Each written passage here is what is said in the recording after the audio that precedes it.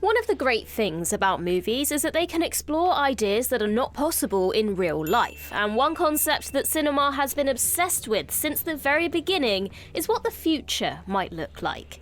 Whether just a few years or several millennia down the line, there have been countless interpretations of what our future might look like.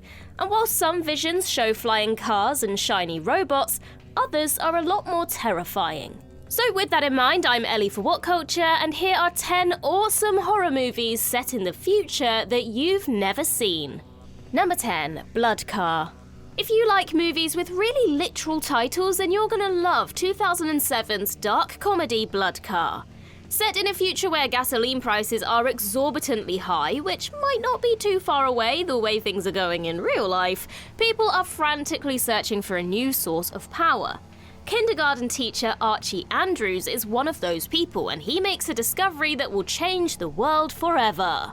Archie builds a car that runs efficiently without using fossil fuels. There's just one problem. It runs on human blood instead. Ugh.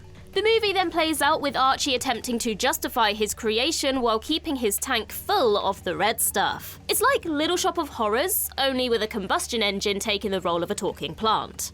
Blood Car was made on a budget of just $25,000, so don't go in expecting any top-of-the-range special effects. Instead, expect some grimly funny scenes, biting satire of the modern world, and a man slowly descending into criminality just to keep himself on the road. Number 9, Screamers. Not everyone loved 1995 Screamers, but there is plenty to enjoy here for fans of creepy sci-fi. Screamers takes place in the year 2078 on the planet Sirius B, a former mining colony decimated by war. The two sides are the New Economic Bloc, the company responsible for the mining, and the Alliance, a group of former workers who rebelled after discovering that their efforts were releasing clouds of toxic gas. In an effort to turn the tide of the conflict, the Alliance builds a series of robots that are programmed to hunt down and kill the NEB forces. Unfortunately, as this film is based on a story by Philip K. Dick, the machines don't stay friendly for long. A comment on mankind's reliance on technology, Screamers goes way further than something like I, Robot or even Blade Runner in terms of gore. It's much darker than those two, much more violent, and has a sense of dread hanging over it that will make your weak, fleshy stomach turn. As mentioned earlier, critics were split right down the middle on this one, but give it a shot and decide for yourself. Number 8, Dead Space Downfall.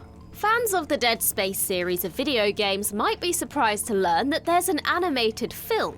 Well, actually there's two of them, based on the franchise. That's because 2008's Dead Space Downfall was originally a direct-to-video release, aka where movies usually go to die. Serving as a prequel to the first game, Downfall takes place in the year 2508, aboard the spaceship Ishimura, which is designed to mine entire planets for their resources. Whilst harvesting one particular world, the crew of the ship comes across a gigantic monolith-like structure referred to as the Marker. Maybe they thought it would make them hallucinate fun colours like in 2001: A Space Odyssey. But if so, they thought wrong. The Marker instead brings the corpses of the dead back to life as hideous mutants. These are the necromorphs that serve as the main antagonists of the game series, with this movie providing some backstory on their origin.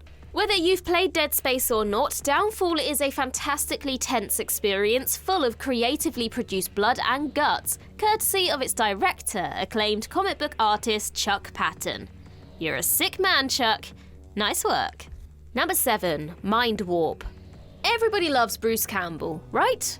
Well, unless you're a Deadite, but they don't really count, do they? The same year that Bruce starred as Ash Williams in Army of Darkness, he also appeared in another horror flick called Mindwarp.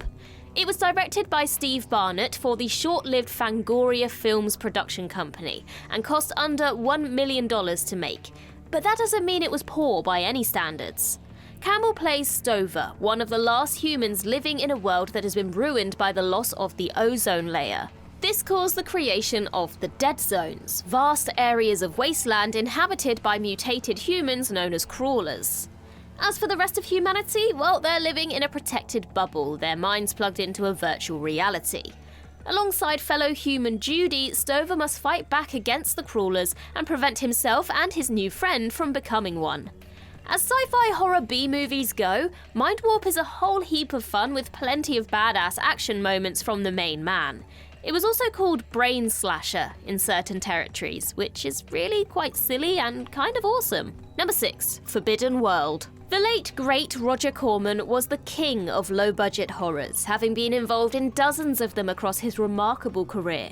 This includes 1982's Forbidden World, which Corman produced and Alan Holtzman directed. The action goes down in a futuristic world on the planet Xarbia, a huge desert that is largely unpopulated, spare for a few human research stations. In one of these labs, a new life form is created in an effort to solve world hunger, but it's the scientists themselves who end up on the menu once the new creature escapes. It's up to Jesse Vince Mike Colby to save the day, accompanied by his faithful robot companion Sam 104. However, solving this problem turns out to be more complicated than Mike first thought, as there is more to this lab-grown beastie than meets the eye.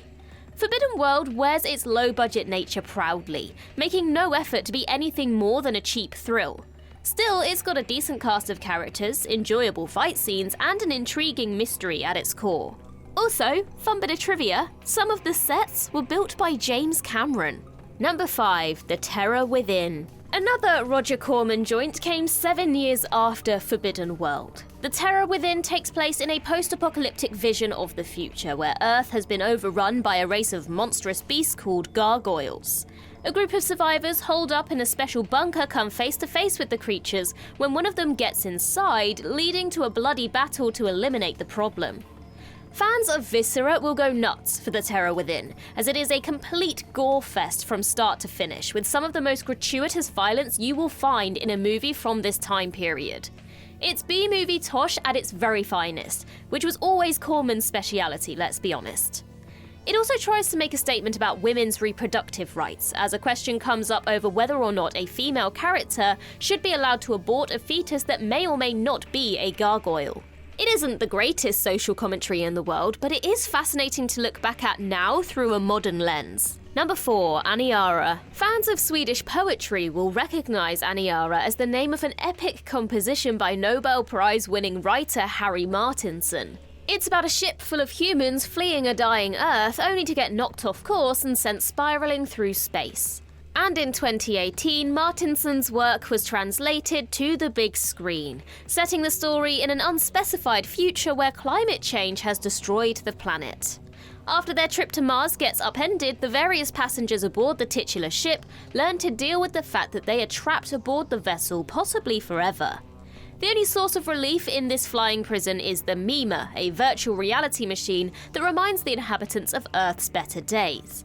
And this is where the Mima robe comes in. She's in charge of running the device and becomes the main character in the story. Aniara is a fantastically tense affair with plenty of sci-fi fun. Also, because it's based on a poem, it gives you the chance to appear way more highbrow than you actually are. Number 3. Antiviral. When you're the son of a horror movie legend, the pressure to follow in his footsteps must be huge. Thankfully, Brandon Cronenberg, son of director David, more than met these expectations. Brandon's first film, Antiviral, was released in 2012. Set in the near future, the world is obsessed with celebrities to such a dangerous degree that superfans will pay to be injected with the same diseases as their idols. This is where Sid Marsh comes in. He works for a company that perpetuates this grim fascination. Sid is making some money on the side by selling diseases grown in his own body on the black market. I mean, what could possibly go wrong with that? Oh, he injects himself with a disease that he can't cure. That's what. Antiviral is wickedly twisted and a stellar comment on the lengths people will go to feel famous, even at the expense of their own health. To be this confident with your first movie really is something, as Brandon commands the camera with a sense of style and control that his old man was surely very, very proud of. Number 2. Oxygen. 2021's Oxygen is a French-language horror set in a mysterious future, although the audience isn't supposed to know that at the start, as protagonist Liz wakes up in a cryogenic pod with no memory of how she got there. Through conversations with a friendly AI, Liz discovers that she's actually aboard a spaceship on a secret mission to find a cure for a disease that poses a great threat to the human race. She was woken up early when her pod started to malfunction, which means she needs to fix it before all the oxygen runs out. Do you get it?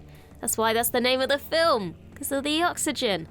Anyway, a deeply claustrophobic take on space travel movies like Interstellar, Oxygen has all the terror of an isolated frontier story, the race against time nature of a heist movie, and the humongous stakes of a sci-fi epic. Just please don't watch it if you're scared of enclosed spaces. Number 1. Vampire Hunter D. Don't worry if you haven't seen Vampire Hunters A to C. They don't exist. Instead, Vampire Hunter D is a standalone fantasy horror from Japan, based on a series of light novels. The film came out in 1985, but was set way into the future, the year 12,090 to be precise. Now that is some speculative fiction. The animated feature follows a young woman, Doris Lang, bitten by a menacing vampire lord. In order to prevent herself from transforming into a bloodsucker, Doris pays for the services of D, a hunter who is tasked with killing the powerful lord before it's too late. Vampire Hunter D brings together all the fun of a grand samurai epic with the gore and violence of the bloodiest anime. Even if you're not that into horror, the gorgeous animation and well-plotted story should keep you entertained.